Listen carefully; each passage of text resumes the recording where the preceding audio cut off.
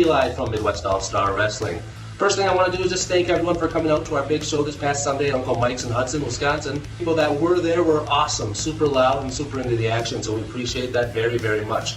Now, our big tournament started. We're going to crown our MAW champion in April, so this was our first step. And people that won their first round matches were the following. Schoolboy beat LT Gray. Garrison Creed beat AC Riley in the big boot camp match in the main event.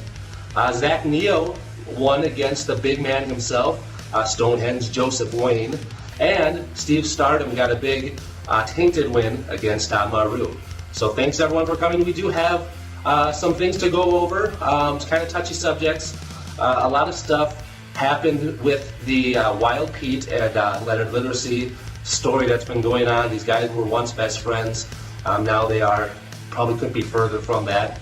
Ramifications came from this weekend that are going to impact a lot of what's going on in our tournament coming up. So the first thing, obviously, Leonard Literacy put his title shot in the tournament on the line against Wild Pete. And unfortunately for Leonard Literacy, Wild Pete won that match. Wild Pete will take over Leonard's spot in the tournament. He will be facing downtown Petey Brown on the 11th of February. So that was big news. We also had some controversy in the end of that match. Breaking Night podcast host, co-host Sean Iredale decided to interject himself into that match. He pulled the referee Brandon Ellis's leg, took him out of the match, and slid a steel chair to Wild Pete, who ended up using that with his high noon finisher to gain that victory against Leonard Literacy.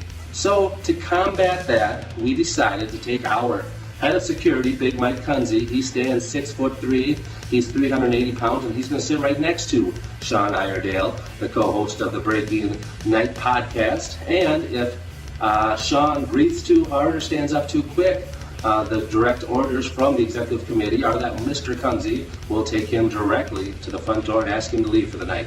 So Sean is going to have to be on his best behavior if he wants to stick around and watch that match. So who's going to referee that big match? That's the question that we've been talking over with the rest of the executive committee for the better part of this morning leading into this afternoon. We wanted to make sure we had someone that couldn't be pushed around, someone that's going to be able to call the action right down the middle, someone that's going to enforce the rules and make sure they can handle themselves. So our solution to this problem is that we are going to appoint a temporary referee. We're going to give a 30-day contract to Leonard Literacy.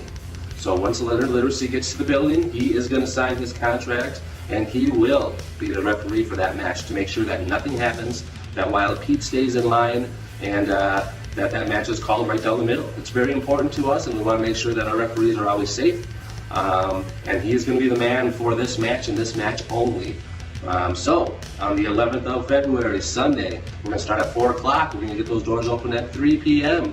We're going to have a huge day of action, great wrestling that you won't be able to see anywhere else except Uncle Mike's in Hudson. So make sure you're there. We'll see you soon. Bye.